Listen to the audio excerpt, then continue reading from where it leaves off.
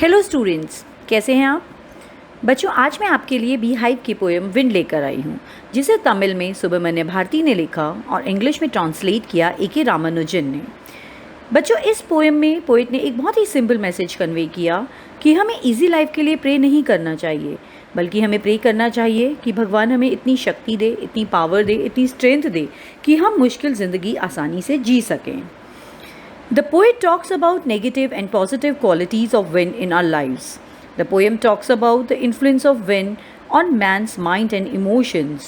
The poet has linked the destruction of wind to the adversities, all the challenges, to the problems we face in our life.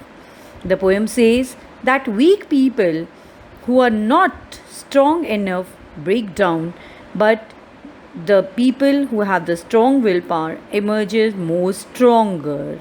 तो बच्चों, चलिए शुरू करते हैं आज की poem wind.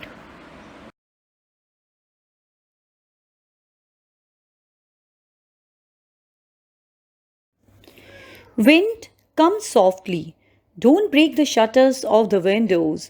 Don't scatter the papers. Don't throw down the books on the shelf. There, look what you did. You threw them all down. You tore the pages of the books. You brought rain again. You are very clever at poking fun at weaklings. Frail crumbling houses, crumbling doors, crumbling rafters, crumbling wood, crumbling bodies, crumbling lives, crumbling hearts. The wind god winnows and crushes them all. He won't do what you tell him. तो बच्चों, starting में poem में हमने देखा कि ये एक conversation है पोइट और विंड के बीच में। पोइट क्या कह रहे हैं कि विंड कम सॉफ्टली, हवा धीरे से आओ, आराम से आओ। विंडोज़ के शटर्स को ब्रेक, तोड़ो मत। पेपर्स को स्कैटर मतलब फैलाओ मत, और उन बुक्स को नीचे मत गिराओ जो शेल्फ पर हैं। देखो तुमने क्या कर दिया, तुमने इन सब चीज़ों को नीचे गिरा दिया। तुमने बुक के पेजेस को टीयर कर दिया, टीयर मतलब फाड़ दिया, और तुम दोबारा से बारिश को ले आई। तो बच्चों, विंड क्या क्या कर सकती है, जैसे मैंने आपको पहले बताया कि विंड इस स्टैंजा में हमें पोइट ने कैसे बताया है कि it's a symbol of destruction. क्या क्या कर सकती है वो? शटर्स को तोड़ सकती है, पेपर्स को बिखेर सकती है, बुक्स गिराती सकती है, पेजेस फाड़ सकती है, और सबसे बड़ी बात, अपने साथ दोबारा से बारिश को ला सकती है। तो बच्चों, the poet says the wind is very clever, बहुत चालाक है, as it makes fun of weaklings. Weaklings का मतलब होता है वीक, कमज़ोर। Next the poet says that all the weak houses, doors, rafters, wood here stands for trees, bodies of humans and animals, lives and even hearts are crumbled. Crumbled means broken, crushed. तो बच्चों, poet क्या describe करते हैं कि wind has the power to crush each and everything. According to the poet, all the weak things becomes victim of mighty wind god. तो आप note करेंगे कि पोइट ने विंड को क्या बोला है? God, mighty, powerful, strong, and does what it desires. Poet ने शुरू में विंड से रिक्वेस्ट करी कि वो धीरे आए, कम सॉफ्टली, बट विंड ने पोइट की बात नहीं मानी। तो बच्चों, आप हम सब जानते हैं कि विंड एक नेचुरल फिनोमिना है जिस पर हमारा कोई कंट्रोल नहीं है। हम चाहें आज तेज़ हवा चले क्योंकि हमारा मन है, तो वो तो पॉसिबल नहीं है ना। That's why poet has called wind as God, mighty God, the strong, the powerful God, as no one can stop it from ruining weak things. तो poet क्या कहते हैं कि विंड अपनी मर्जी से काम करती है, it will do what it desires. अब क्वेश्चन उठता है कि हमें क्या करना चाहिए, हम कैसे अपने आप को स्ट्रॉन्ग बनाएं, हम कैसे, अगर हमारी लाइफ में कोई विंड आती है। अब विंड यहाँ पे किस लिए बोला, किस चीज़ को बोला गया है? जितनी भी हमारी स्ट्रगल्स हैं, जितने भी हमारे सामने चैलेंजेस आते हैं, जितनी भी हमारी प्रॉब्लम्स आती हैं, वो सब विंड है हमारी लाइफ की। तो हम अपने आप को कैसे इतना स्ट्रॉन्ग बनाएं कि उन विंड्स के सामने हम स्ट्रॉन्गली खड़े रह सकें।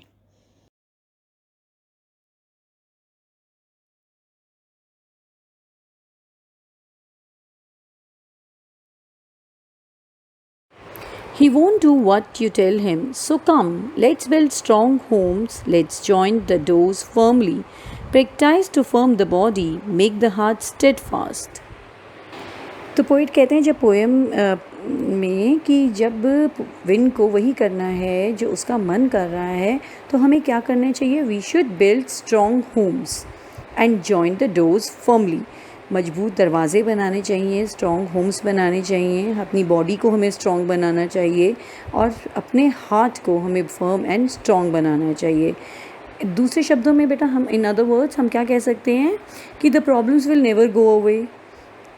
ठीक है, लाइफ जब तक चल रही है हम उसके साथ प्रॉब्लम्स हमारी रहेंगी और हम उनसे भाग नहीं सकते. We can not escape them. Hence the poet suggest the readers to rather make themselves strong. हमें खुद को इतना स्ट्रॉन्ग बनाना है कि हमारी लाइफ में अगर कोई प्रॉब्लम आती भी है तो हम उसे ब्रेवली फेस कर सकें. We should have strong willpower and fearlessness. We should make ourselves brave enough to face the problems. Do this and the wind will be friends with us. The wind blows out weak fires. He makes strong fires roar and flourish. His friendship is good. We praise him every day. Last stanza mein the poet says that if we make ourselves and our willpower strong, the wind will become our friend. In other words, the problem will become our friend and will help us to grow. The poet says the wind blow out the wind or the problems and the challenges. Blow out means destroy or fail the weak fires. Weak fires means those who lack willpower or courage or hope, you can say. On the other hand, it makes strong fire. Strong fire means those having strong willpower and fearlessness. Roar and flourish, successful and famous. तो last की जो 2 lines हैं the poet उसमें क्या कह रहे हैं कि हमें द फ्रेंडशिप ऑफ विंड जो है वो बहुत अच्छी है. हमें विंड को अपना फ्रेंड बनाना चाहिए. मतलब विंड यहाँ पे फ्रेंडशिप ऑफ विंड किसके लिए बोला जा रहा है. चैलेंजेस एंड प्रॉब्लम्स जो भी हमारी लाइफ में आते हैं. And a brave person praises him. Wind which symbolises problems and challenges every day. कि अगर कोई आदमी बहुत ब्रेव है, बहुत अच्छे से अपनी प्रॉब्लम्स को सॉल्व करने की विल पावर रखता है तो विंड उसके लिए उसकी फ्रेंड बन जाती है rather than creating the problems.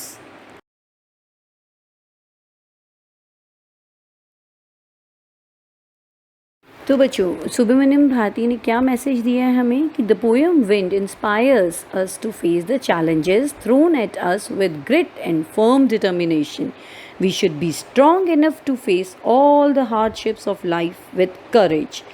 Wind symbolizes problems and obstacles that we all face and grow through at some point of our life or some point time in our lives. इस poem में हम अगर ध्यान दें तो poet जो है negative और पॉजिटिव दोनों क्वालिटीज़ के बारे में नीचे की बात कर रहे हैं. ठीक है, अगर if man is friendly to nature and does not destroy it, nature returns this love by being gentle to it. Nature cannot be controlled by anyone. If deforestation takes place, wind gets easy access to area around. Force of the wind is stronger with not natural cover to stop it. It erodes, breaks and smashes all that comes in its path. So the poet also takes the opportunity to point out the weaknesses that exist in human beings.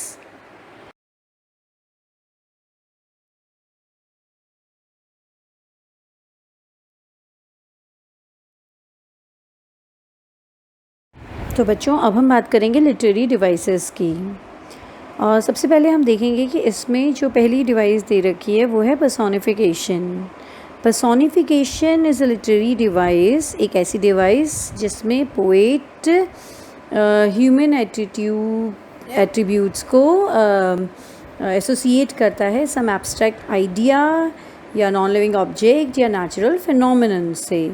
इसमें हम example देखेंगे. You tore the pages of the books. You कौन है यहाँ पे? Wind. Wind को एक human being की तरह डिस्क्राइब किया गया है कि भाई तुमने जो है बुक्स के पेजेस फाड़ दिए हैं. सेकेंडली इसमें यूज़ हुआ है मेटाफोर. मेटाफोर एक इनडायरेक्ट कंपैरिजन होता है, जैसे हमने अपनी प्रीवियस क्लासेस में डिस्कस किया कि सिमिली और मेटाफोर दो हमारे ऐसे लिटरेरी डिवाइसेस हैं जिन्हें हम कंपैरिजन के लिए यूज़ करते हैं। और दोनों में क्या डिफरेंस है कि जो सिमिली है वो हमारा डायरेक्ट कंपैरिजन होता है और मेटाफोर हमारा इनडायरेक्ट कंपैरिजन होता है। सिमिली में हम एज और लाइक यूज़ करते हैं कंपेयर करते हुए, और मेटाफोर में हम ये दोनों वर्ड्स यूज़ नहीं करते हैं। एक सिंपल सा एग्जांपल पोएम के बाहर से मैं आपको दूंगी, जैसे कि he plays like Sachin Tendulkar. तो यहाँ पे हम क्या बात करें कि वो कैसा खेलता है, सचिन तेंदुलकर की तरह। और इसी सेंटेंस को हम ऐसे भी कह सकते हैं, he is Sachin Tendulkar of our class, कि वो हमारी क्लास का सचिन तेंदुलकर है तो नहीं ना, लेकिन वो इतना बढ़िया खेलता है कि हमने उसको जो है कंपेयर किया है सचिन तेंदुलकर से। इसी तरह से इसमें मेटाफोर का जो एग्जाम्पल्स हैं, एक एग्जाम्पल लेते हैं, जैसे कि you tore the pages of the books, you are very clever at poking fun at weaklings. Here the wind has been presented as a very clever and powerful being who terrifies and laughs at the weak and helpless. एक next हमारी जो literary device आती है वो है anaphora. Anaphora एक ऐसी device है जिसमें एक वर्ड या ग्रुप ऑफ वर्ड्स बार बार यूज़ किए जाते हैं to create a special effect, और you can say to emphasize something. जैसे कि इसमें डोंट वर्ड यूज़ किया गया है, don't break the shutters of the windows, don't scatter the papers. तो डोंट जो है एनाफोरा की तरह यूज़ हुआ है, don't throw down the books on the shelf, ठीक है। उसके अलावा सिम्बॉलिज़म यूज़ हुआ है, सिम्बॉलिज़म जिसमें कि पोइट ने बहुत सारे सिम्बल्स जो हैं ह्यूमन लाइफ से कनेक्ट किए हैं। You can say weak fires, strong fires. Another symbol that the poet has used is that of wind as a winnower. Winnower, someone who sorts things. Winnowing is actually one of the function of the wind. The wind strikes everybody and everything that comes its way and destroys whatever or whosoever is weak. Wind is a naughty child who create mischiefs.